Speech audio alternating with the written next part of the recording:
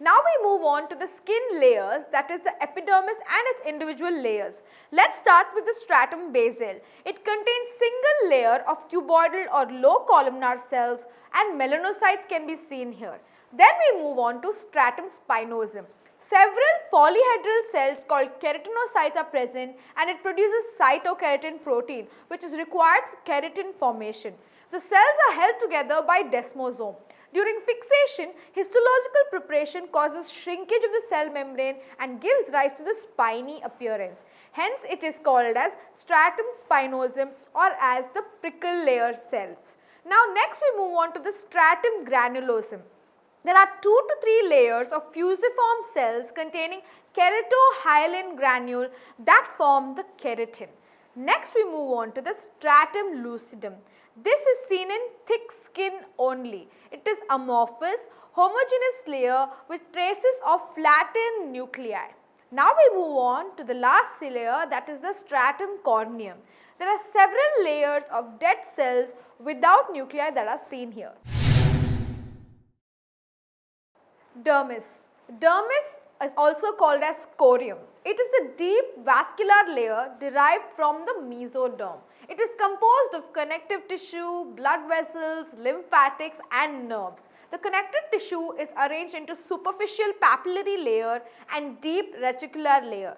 The papillary layer forms dermal papillae. The reticular layer is composed of the white fibrous tissue arranged in parallel bundles from which cleavage lines or Langer lines can be seen.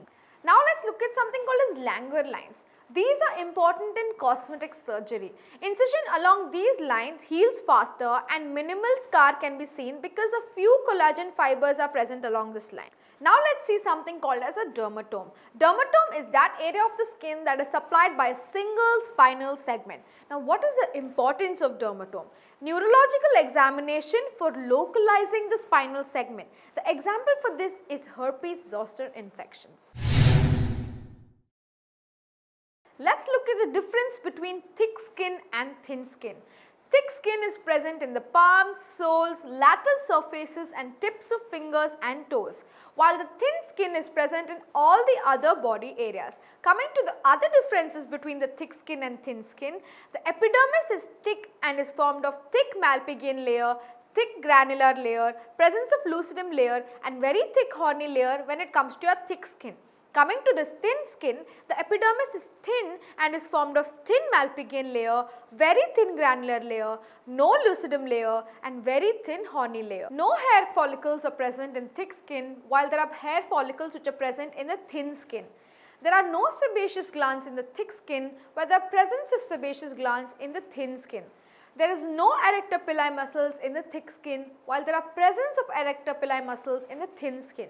There is presence of ridges and furrows on the surfaces of thick skin while there is presence of less ridges and less furrows on the surface of thin skin. There are regular dermal papillae in the thick skin while there are irregular dermal papillae in the thin skin. Appendages of the skin. The skin has different appendages like nails, hair, sweat gland and sebaceous glands. Now the nails are the hardened keratin plates which are made up of the stratum corneum.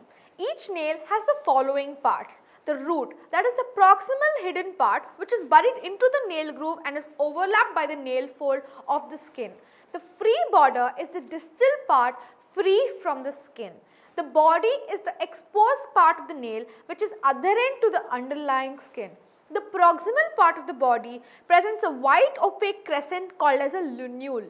Each lateral border of the nail body is overlapped by a fold of skin which is termed as a nail wall. The skin, that is the stratum germinativum and the dermis beneath the root and body of the nail is called as a nail bed. The germinative zone of the nail bed beneath the root and the lunule is thick and proliferative and is responsible for the growth of the nail. Under the translucent body, that is except the lunule of the nail, the dermis is very vascular. This accounts for the pink color of the nail. The next skin appendage is the hair.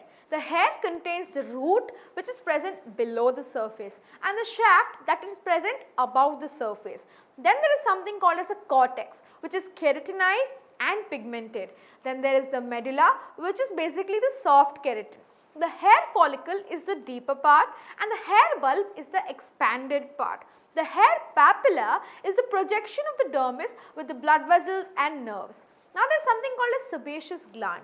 It is in the dermis and pours their secretion into the shaft of the hair follicle.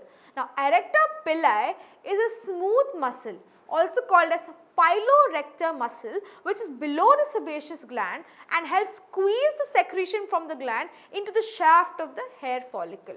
So, the sebaceous gland and the erector pillae muscle along with the hair form the pilosebaceous unit of the thin skin, that is pilosebaceous unit of thin skin. The next skin appendage is the sweat glands, also called as sudoriferous glands. They are most numerous and help in temperature regulation. The secretory portion is in the deep dermis in the form of twisted coils. Excretory duct is long and extend up to the surface. They are present in the palms, soles, perineal and axillary regions. The last skin appendage is the sebaceous glands. They produce oily secretions and are widely distributed all over the skin except in the palms and soles. They are abundant in the scalp and in the face region. The sebaceous glands are small and sacculated in appearance. They are made up of tiny clusters about 2 to 5 piriform alveoli. Their ducts open into the hair follicle. They are holocrine in nature, that is, they produce their secretion by complete fatty degeneration of the central cells of the alveolus, which are then replaced by the proliferating peripheral cells. The secretion is under hormonal control, that is by the androgens. The oily secretion of sebaceous gland is called as sebum. Sounds familiar? It lubricates skin and protects them from harmful sun rays. It also has bactericidal action.